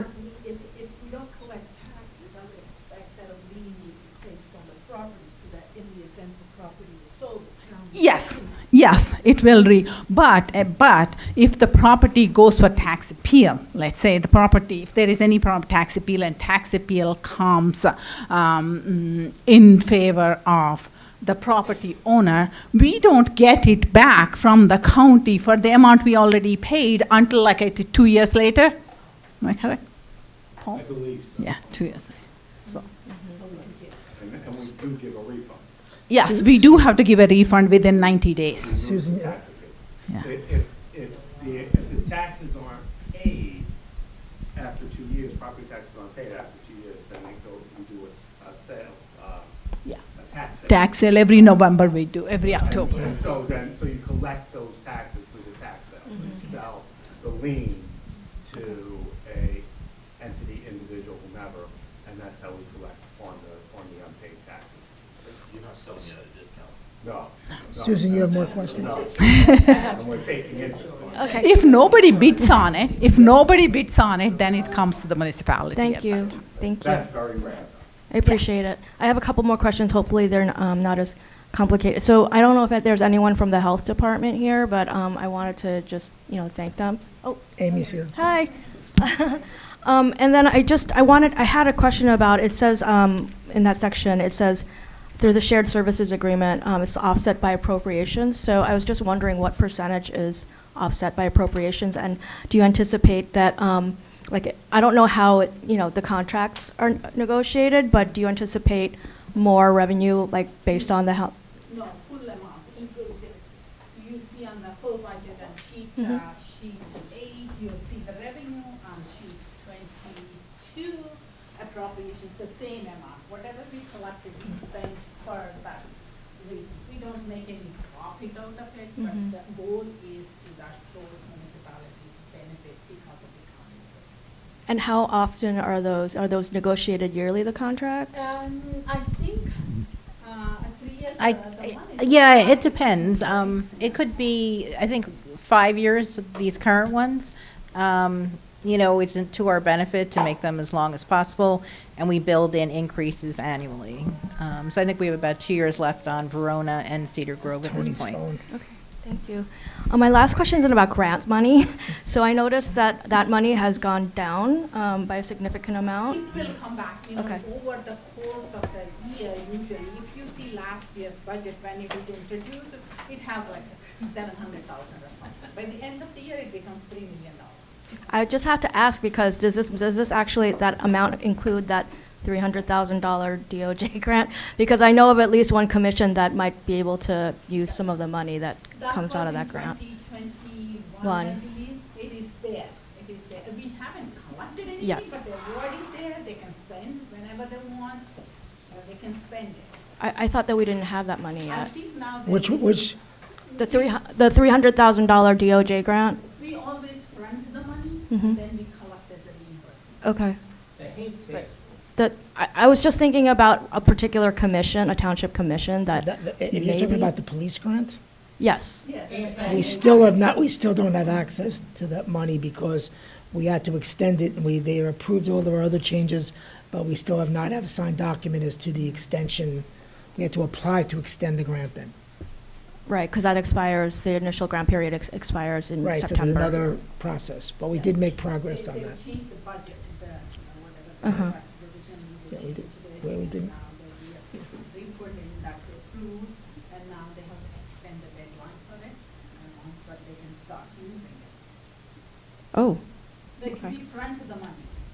I don't, Once well, we the- can talk once about the that later. deadline is approved, Mhm. I just want to, stop, yeah, you can yeah, spend I it. just want to give you accurate information, so let me check on that. okay, thank you. I'd like to know that too. Okay. Can I go back for a minute to this issue of job creation and job titles, which I feel totally confused about, because I thought I remembered recently you hired a director of administration. Yes. And I thought I remembered when somebody asked about it, you said, well, that was a job title, that was a title that wasn't filled, that hadn't been filled. It's a title you can use. You have to think of it this way. We have lots of titles. Just let me finish, Right, and then you sure. can tell me everything that's on your mind. Okay. Let me tell you what's on my mind first. Sure. So I thought I remembered you saying, well, that was a job title and we filled that. But if I remember, that was a job title that hadn't been filled for a decade. Yes. And so the question was, when you answer the question about the new jobs, do you treat that as a new job? Yes. It's a new Okay, so when funded you position. said there were 3 hires, that's one of the new hires. There's that. For a new job I that you think created. There's, well, I think on the health department positions, because they were funded at the point of the introduction of the budget, so it's, we're budgeting to pick up the, am I correct, Maja? They're not included in the 4. In the second half of the year, that would, for those 2, So grants, how the grants usually come is, grants are for a certain purpose. So we hire the people for that certain purpose. Once the grant is completed, that means the purpose is completed. Like, let's say H1N1 grant, H1N1, when the time H1N1 was there was a grant. So people were hired to administer that grant. And then that H1N1 grant is gone, it is, if it is, the disease is still continuing, and if there are additional grants, extension of the grant, we can use that. Otherwise, if the disease is still continuing and the grant expired, then the township may want to fund it. In that case, it's no longer grant funded, it becomes the taxpayer funded. over the years, and let me just try to give you a bigger picture about funded positions versus titles, right? All funded positions have a title, all titles don't have funding. So we may have 100 titles exist that are not funded. So if there is a head of like the communications issue, there is the title of communications director. There's no funding for that position. There's a communications specialist that is funded. So when you see some people confuse the two, but just because a title exists doesn't mean it's a funded position. Well, but the director of administration is a hired position, correct? Yes, and that With was a salary. title that we funded. Okay. Yes. Funded by the township. Yes, A newly created job. yes. And when you say, in answer to how many jobs were created, and you say 3, that's one of the 3. I actually think it was 4. That's one of the 4. Yes. Okay. How is that position, director of administration, different than deputy town manager? Because I don't remember a director of administration for a decade. So what is that about? Well, first of all, it's a combination of things. It's additional responsibilities and also enforcement, which previously was reporting directly to the fire department, now reports to that person. Code enforcement Code enforcement. went to the construction department. No, there's 2 different. This is Carmine Davino's department. No, there's 2. Yeah, I don't remember the name of the, There are 2 kinds of, let her finish, please. Director of Administration, Code Enforcement, and Environmental Affairs. That's the full title. And how were those responsibilities handled before this position? Because there had to be somebody who enforced the code, and there had to be somebody who enforced environment. Fire There's a whole department was division- overseeing. There's a whole division that enforces the code. Fire department was administratively overseeing that division before. Yes. And yes, fire department was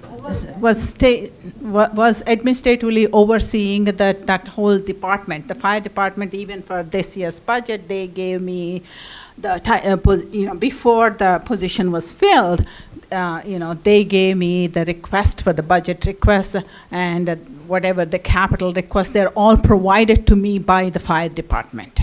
When I had a client that had problem in their apartment. They called the construction department, and an inspector came out to their unit, and it wasn't anybody from the fire department. That's a construction code. That's only relating to construction Yeah, this code is- related. this So, is not- okay, so Yes. this job of Director of Administration that does code enforcement, what is that job? Maybe What is fire that job? department guys can- Well, I created this, I decided to fund this position for several reasons. First and foremost, we have functions in this government that were spread all over the place. Insurance, right? Job safety. We have all these things. Insurance was all over the place. Utilities were all over the place. We're trying to centralize these functions to one place to get a handle on them because they require a great amount of time and attention, especially with the increase in insurance costs, et cetera, coordinating with the JIF on a variety of matters that they provide to us. It's the same thing with utilities. We're trying to get all of that centralized so that we're not having them, 200 different accounts all over the place. And to be honest with you, when I first got here, I was involved in a conference call. I got an email to get on a conference call. We're having a conversation about how much paper to use because we sort of had those responsibilities spread to a variety of different places. So I decided from an administrative point of view, administration, day-to-day administration stuff had to be centralized, put together, and there's a variety of other special projects that we work on. That's exactly what happened. And we also have Mr. Davino's division reporting to Ms. Tassi. Anyone else? I just have one other question going back. Are you telling me that your understanding of resolutions is that when a council passes a resolution, if the same council or any other council wants to ignore it, they simply do that? What were you explaining about how you get to ignore What I was explaining was it's a resolution? policy, okay? So this new board has every right, this new council has every right to, because it's a policy issue. It's not, your policy and goal is not to do this with the money or that with the money. So it's a goal of that previous council. They can continue to abide by it, they can adopt it, they can change it, right? But that's up to them. I'm not talking about resolutions or if they were involving a legal issue, a contract, or something like that. I'm talking about a policy issue. This new mayor and council has every right to establish their own policies. They're not obligated to follow. They can if they want. They are not legally obligated to follow a policy because they are the policy makers. Under the statute, the mayor and council establish policy. They can do it if they want, but a resolution, a policy by resolution, is not a legally binding, where you can go to court and say they didn't follow their own policy. It's their policy, right? So what are you going to say? That the policy is this? If they vote to do something contrary to the policy, that's their policy. I know that may not make sense, but that's just how it works.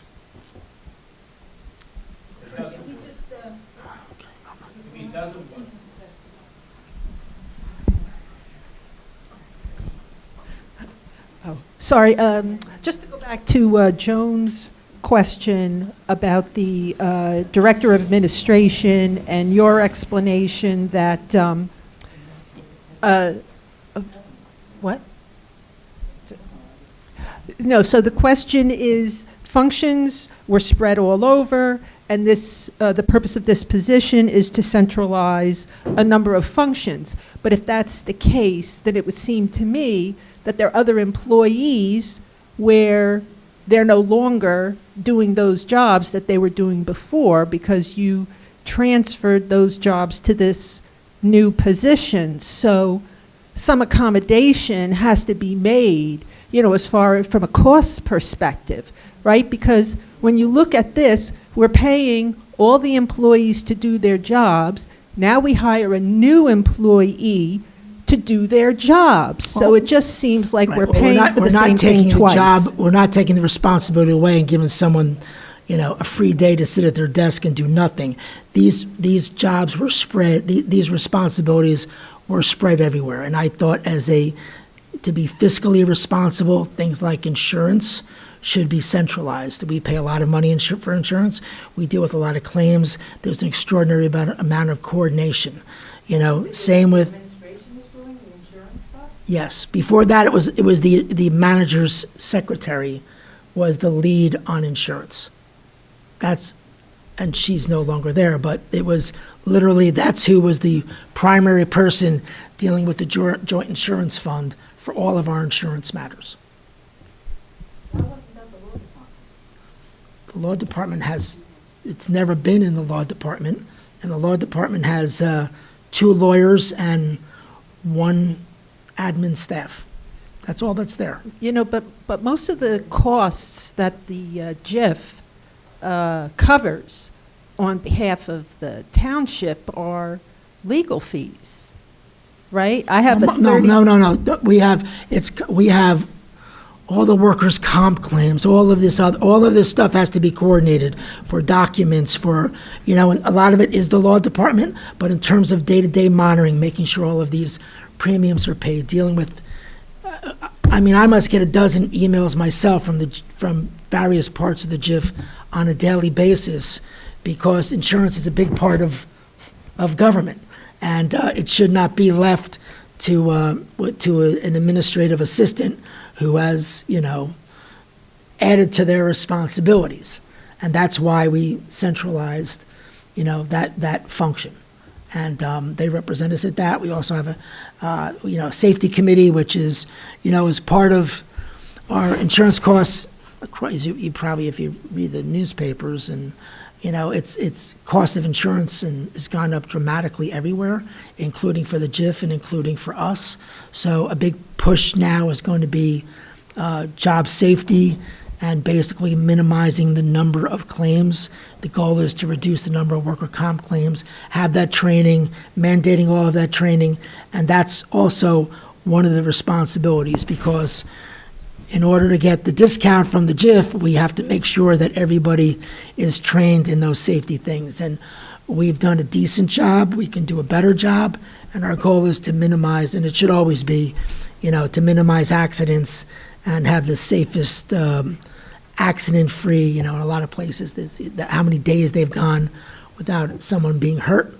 And I think that's what we need to do to get to that, minimize those costs and able to save us money on a variety of fronts. All right, we're at 10 after 9. Anybody else have a question? On the budget? Because I'm losing my voice here. Under the other expenses under the township attorney, for 2023, other expenses are $310,000. And in 2024, it's $499,500. I'd like to know what that amount covered. What that amount covered in 2023? Were those settlements? What were those hiring outside counsel? And the $499,500, what you expect that covers? Are those settlements or those outside counsel? I'll let Paul answer that question. Yeah, and I would have to get back to you with that answer, Joan, so I can send that information to you tomorrow. Okay, so we just settled. There are, for legal fees, we did move the cost of labor counsel from the HR department to the law department. So there are that number just doesn't reflect an additional budgeting for increased costs. We moved $75,000. $75,000 over from. HR department, because Okay. it's a labor council. Right. Because manager felt that it's better to stay with the Yes. law department, so it is moved from HR to the law department.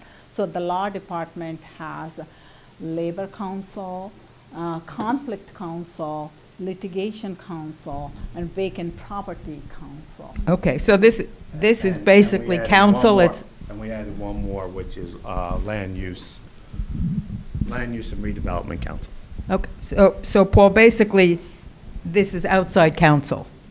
Not, I assume so. I'm not looking Okay. at my budget. I don't Yes, have it. yes, it okay. is outside But counsel. it's not settlements, or? No, settlements Okay. don't come from the law department. That's not Okay. in our law, it's not in our budget. So we just did $1 million settlement for Defense Counsel. Sorry to put, I don't mean to put you in Yeah, this I really don't position. want to talk about that. And I know you will. And then I don't know what, I'm assuming Jif paid some of the town's council, but not all of it. Do we know what that number is? 250,000. So 250 was for the town's council? 250,000 From the of the JIF. 1.25 million settlement was from the JIF. Let me go back for a minute. That's on the on the plaintiff side, right? On the plaintiff side, Okay, yes. on the plaintiff side, so 1 million, is that in this budget anywhere? Not yet. Where's it going? We have to have that, we have not made that decision with, the mayor and council have not made that decision yet. So it's not yet in this budget, Right, but it's going to be paid in 2024? yes. Okay. How about on the defense council? How much is the town paying defense council? Only our policy limits, which is, I believe, $2 million per incidence is the total policy, out Right. of which $500,000 is the township deductible. for any say that fault. again? I thought it was 70,000 is the township deductible. Yes. 70,000 is the township deductible. Out of the defense costs, the JIF is picking up all of the defense costs. And defense counsel? Defense counsel. Defense counsel, all of that is coming from the JIF. So the attorneys that they hired to represent the township in most of the lawsuits where insurance covers that lawsuit, the JIF, the insurance carrier, pays the defense cost. The township does not pay that other than it's deductible. Which is $70,000? 70,000 per counsel, per attorney. So in the particular matter that we're discussing, there were 2 attorneys that the JIF hired, one to represent the township, one to represent the former manager. So our total deductible is 140,000. So are there other settlements that we have that are town responsibility that have not found their way to this budget yet? No, there are no other settlements that are outstanding at this time. Monetary settlements.